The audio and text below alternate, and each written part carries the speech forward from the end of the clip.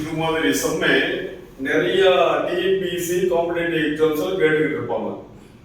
இந்த சம் ரொம்ப ரிப்பீட்டடா கேட்குற சம். இந்த சம் கொஞ்சம் நல்லா பார்த்துக்கோங்க. A boy was asked to multiply a given number by 8 by 17.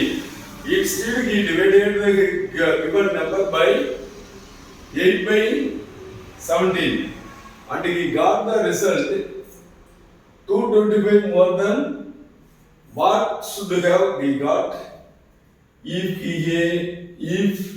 he multiplied the number by 8 by 7. என்னன்னா 8 by 17 அந்த நம்பரை பெருக்க சொன்னதுக்கு அவன் 8 by 17 வகுத்திருக்கான். அதனால அந்த வர்ற ரிசல்ட்டுக்கு மேல 225 அதிகமா வந்திருக்கு. அப்படின்னா அவன் ஆக்சுவலா பெருக்கிறதா என்ன விட வரும், அதுதான் இந்த கணக்கு சொல்றாங்க. இது மாதிரி வந்துச்சுன்னா நம்ம என்ன பண்ணணும் அப்படின்னு சொல்லி கொஞ்சம் பார்த்துக்காங்க. இது மாதிரி 8 by 17 அப்படின்னா பெருக்க சொல்றதுக்கு பதிலாக வகுத்திருக்கான் அப்படின்னா அதை அப்படியே தலைகீழா திருப்பி போடணும். இருக்கிற பின்னத்தை தலைகீழா திருப்பி போடணும். x into 17 by 8. இப்ப அந்த நம்பர் வந்து இதை ஒரிஜினல் நம்பர் வச்சு கழிக்கணும். இது மாதிரி வகுத்து இருக்கிறதுனால பெருக்கும் போது தலைகீழா திருப்பி போடணும். ரைட். இப்ப x into 8 by 17 is equal to 225. புரியுதா? 8 இந்த 8 by 17 வகுக்கணும் அப்படின்னு சொல்றதுனால பெருக்கு பின்னமா கொண்டு வரணும் அப்படின்னா அந்த பின்னத்தை தலைகீழா திருப்பி போடணும். மைனஸ் அந்த 8 by 17 வச்சு இந்த நம்பர்ல இருந்து கழிச்சா இது 225 வருது அப்படின்னு சொல்லிதான் கணக்கு கொடுத்துருக்காங்க. இப்ப ஃபார்மேட்டா அமைச்சிட்டோம். இப்ப நம்ம எடுத்து எழுதிக்குவோம். இது மாதிரி வந்துச்சுன்னா பின்ன கழித்தல் வந்துச்சுன்னா இது வந்து பின்ன கழித்தல் வந்துச்சுன்னா 7 17 by 8 மைனஸ் 8 by 17.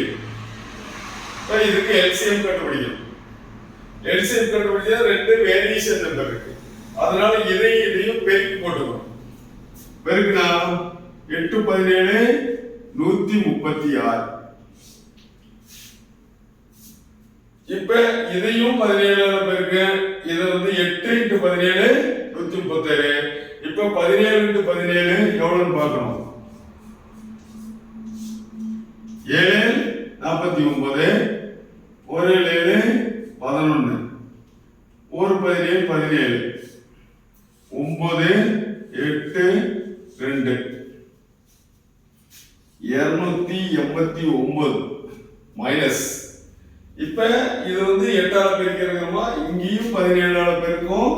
அதே 17 மேல கொண்டு போறோம். அதே மாதிரிதான் இங்க 8 பெருக்கிறோம், அதே 8 இங்க கொண்டு போறோம்.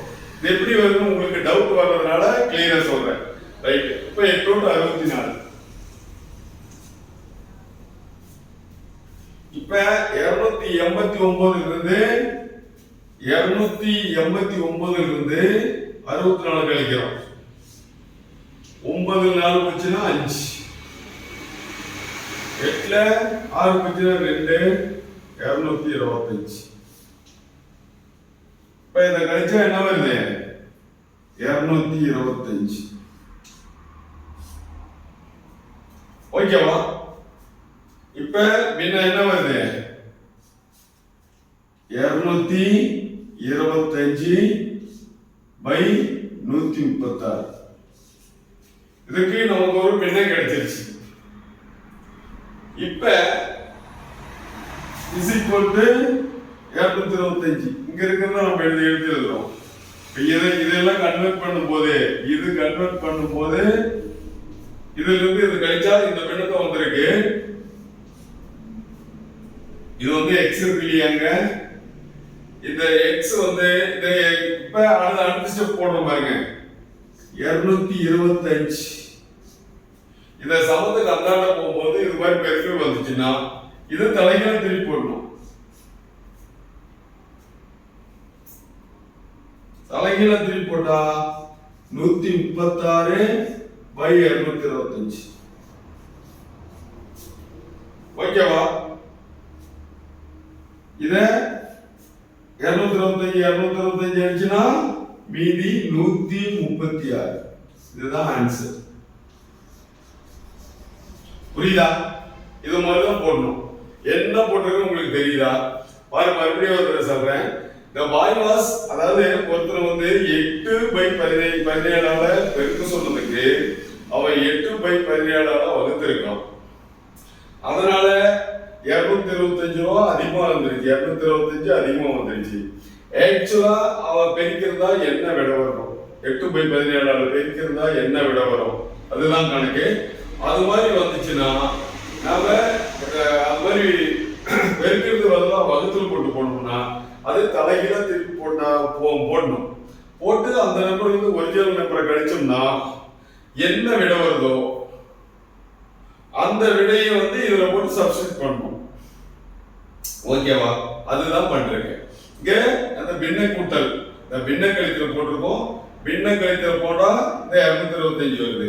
225 அந்த கீழே இருக்கிற 136 அப்படியே எடுத்து போட்டுக்கிட்டோம். இங்க எக்ஸ் கண்டுபிடிச்சிடும் இல்லையா? அது வந்து பெருக்கல் இது அந்த பக்கம் போகும்போது அப்படியே தலைகீழ போயிடும். தலைகீழ போனோம்னா அடிச்சோம் 225 மீதி 136. ஓகேவா? இது மாதிரி தான் போடணும்.